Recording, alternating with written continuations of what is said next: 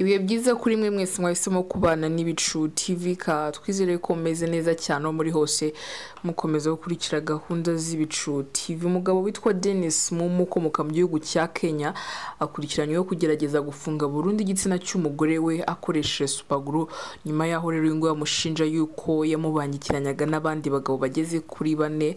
Uyu Dennis w'imyaka 36 y'amavuko akomoka mu majyepfo yahitwa Kitui muri Kenya avuga ko yavumbuye ubutumwa umugore we yoherezanyaga n'abandi bagabo ku mbuga nkoranyambaga, ubutumwa burimo ngo n'amafoto y'ubwambure bwabo. Uyu rero yavuze ko kandi iyo avuye muri kariya gace atuyemo agiye muri gahunda z'ubucuruzi umugore we nawe ahita ategura uko ari buhure n'abandi bagabo. Uyu mugabo ubwo yari aje muri gahunda z'ubucuruzi mu Rwanda yasize amenye supaguru mu gitsina cy'umugore we bituma agira uburibwe budasanzwe ku buryo byabaye ngombwa ko uyu ajya kwa muganga. Amakuru y'ibyapfura mbi uyu Dennis yakoreye umugore we yaje kugera ku baturanyi babo biba ngombwa ko atabwa muri yombi na polisi ya Kenya.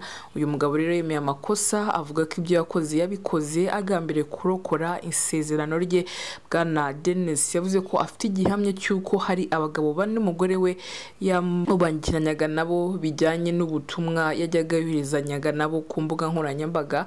Uyu kandi yavuze ko kandi yigeze kubona amafoto umugore we yohereje umwe muri abo bagabo yambaye ubusa aherekejwe n'amagambo agira ati mu cyumweru gitaha umurimo uzaka. Uyu mumo rero arashinjwa icyaha cy'ihohoterwa ryo mu rugo agamije kwangiza imyanya myibarukiro y'umugore we ndetse no kumugira ingumba. Umunyamategeko w'uriya mugabo kandi we yasabye urukiko gukubita umugore we ibiboko 100 mu rwego rwo kumurinda guhemukira umugabo we no guca burundu ukutizerana hagati y'uriya muryango. Iyi ni Ibicu TV, kora subscribe tuyatona buri munsi makuru agiye atandukanye agiye avugwa hirya no hino. Ibihe byiza.